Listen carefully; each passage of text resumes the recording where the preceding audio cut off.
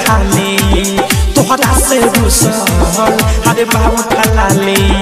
कहे बिंदिया बाली घरे जहाले तोहरा से रुसल अरे बाबू ठलाले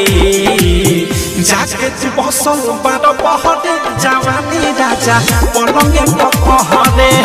आगी के जही से लहरे जवानी राजा पलंगे पहरे कहे बिंदिया बाली घरे जहाले तोहरा से रुसल अरे बाबू ठलाले जाके तू बसल बारो बहरे जवानी राजा पलंगे पहरे आगी के जही से लहरे जवानी राजा पलंगे पहरे जवानी राजा पलंगे पहरे जवानी राजा पलंगे पहरे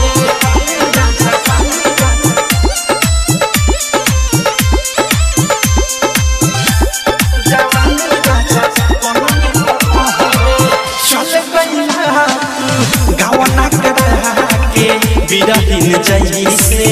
रोग धरा के घर पकड़ा जा धन कमा के देख न दासा मेहरी के आगे घूमता राजा के शहर शहरे जवानी राजा पलंगे पहरे आगी के जैसे लहरे जवानी राजा पलंगे पहरे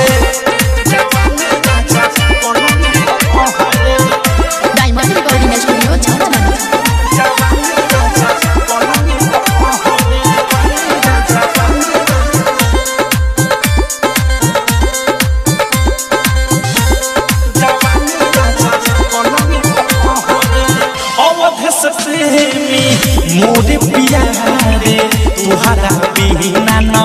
लागे जियारे साथ बुझैला राइटर ने खिल के साधा पुरैला न कबहू दिल के सादा कसूर बाटे तोहरे जवानी राजा पलंगे पहरे आगे के जाई से लहरे जवानी राजा पलंगे पहरे बिंदिया बाली घरे जहाले तोहरा से रुसल अरे बाबू ठलाले कहे बिंदिया बाली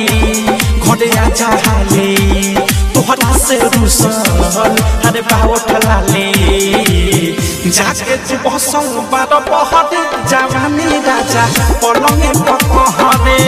आगी के जही से लहरे जवानी राजा पलंगे पहरे डायमंड रिकॉर्डिंग स्टूडियो छौरा दाना।